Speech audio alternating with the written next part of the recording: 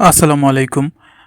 আজকে আমি যে বিষয়টি নিয়ে কথা বলবো সেটি হচ্ছে আপনারা সবাই জানেন গত 12 ডিসেম্বর শুক্রবার আ ঢাকা ৮ আসনের সংসদ সদস্য প্রার্থী জনাব শরীফ ওসমান হাদী, যিনি ইনকিলাব মঞ্চের মুখ্য সংগঠক, তার উপরে আওয়ামী লীগের চিহ্নিত ২ জন সন্ত্রাসী আ গুলি করে এবং এই গুলির ঘটনার পরে শরীফ ওসমান হাদী ভাইয়ের অবস্থা খুবই খারাপ এবং তাকে আপনার হসপিটালে নিয়ে যাওয়া হয়। এখন তিনি খুব সংকটাপন্ন অবস্থাতে আছে।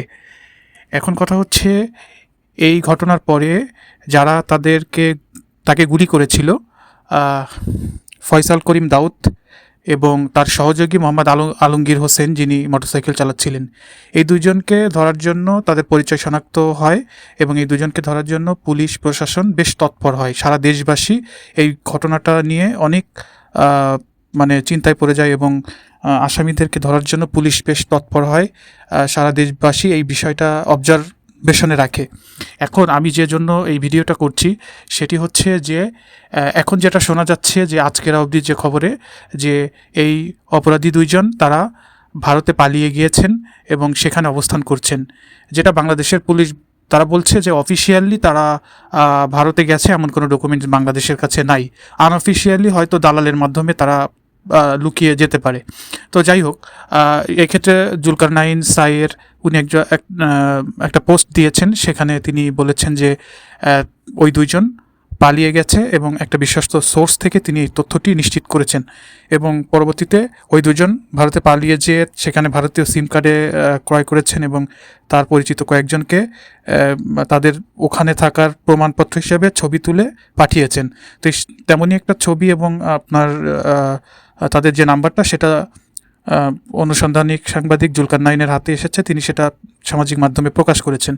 এখন বিষয়টা হচ্ছে, আমি বলি যে আপনার এই যে ফয়সাল করিম দাউদ, উনি যে পালায় গেছে এবং আলমগীর তার সঙ্গে পালায় গেছে, যদি তারা পালায় যেয়ে থাকে তাহলে তাদেরকে কিভাবে আনা যাবে? আর যদি তারা না পালায় তাহলে পুলিশ তাদেরকে কিভাবে অ্যারেস্ট করতে পারে?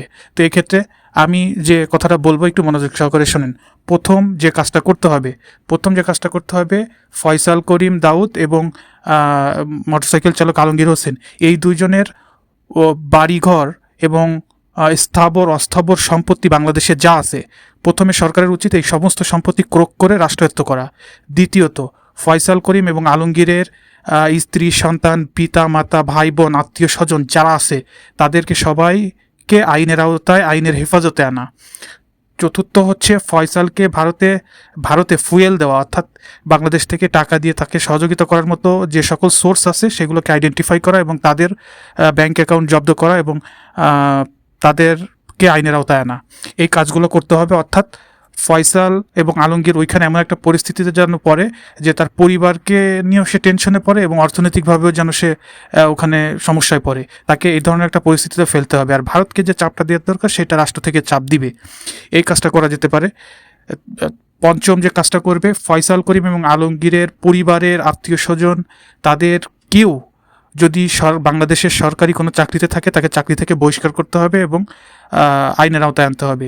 এবং বেসরকারিতে চাকরিতে থাকলেও তাদেরকে সেইখানে নোটিশ দিয়ে রাষ্ট্র থেকে তাদেরকে চাকরি থেকে বের করে দিতে হবে। কারণ কোনো সন্ত্রাসীর জায়গা বাংলাদেশে নাই এবং তার পরিবার কোনো সরকারি চাকরি বা কোনো রকমের আর্থিক সুবিধা বাংলাদেশ হতে পাবে না।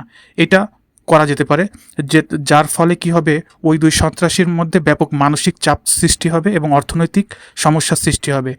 তখন তারা পরিবারকে নিয়েও টেনশন করবে এবং তারা তাদের অর্থনীতি নিয়েও টেনশনে পড়ে যাবে।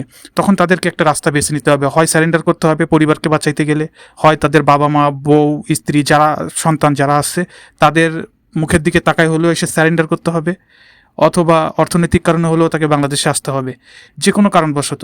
তো তারা যে এই দেশে সন্ত্রাসী করে একটা মানুষ, একটা পরিবারের জীবন ধ্বংস করে দিয়ে গেছে, তাদেরও পরিবার এবং তাদের সম্পত্তি, স্থাবর অস্থাবর সব কিছু সরকারের উচিত এগুলোকেও একদম ধ্বংস করে দেওয়া।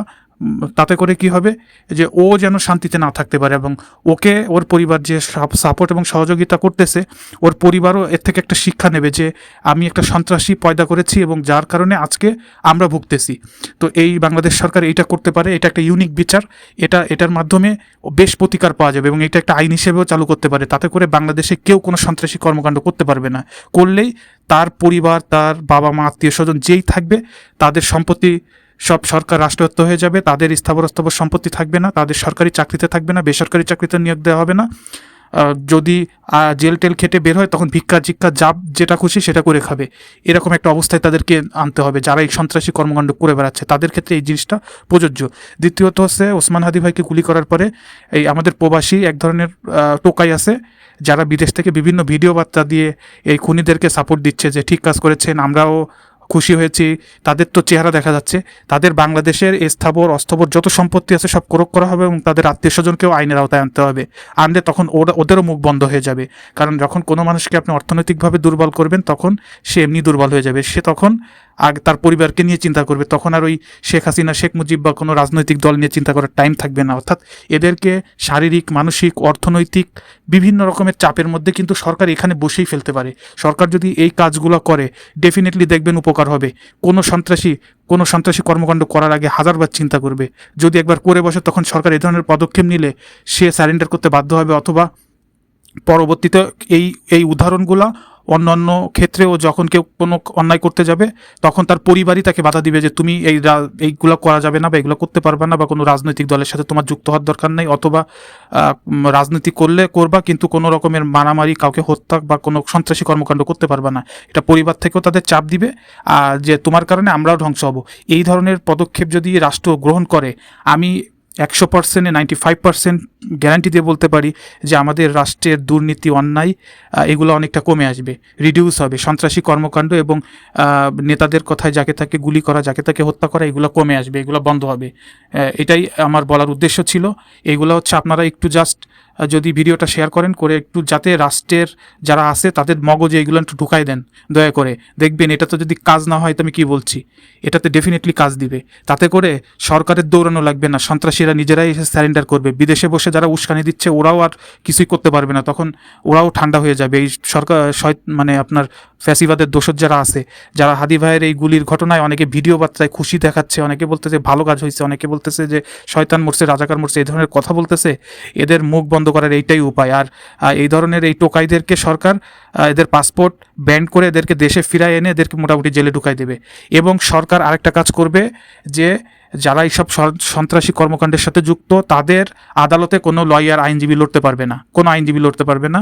মানে যে সন্ত্রাসী কর্মকাণ্ডগুলো একদম প্রকাশ্য, মানে ভিডিও ফুটেজ বা আপনার ডকুমেন্টসগুলো আছে যেগুলো জনগণ দেখতেছে, সেই সব ক্ষেত্রে সরকার এই ধরনের পদক্ষেপ নেবে যে তাদের পক্ষে কোনো আইনজীবী লড়তে পারবে না, তাদের বিচারটা দ্রুত হবে এবং তাদের শাস্তিটা দৃশ্যমান করতে হবে, অর্থাৎ দ্রুত সময়ে।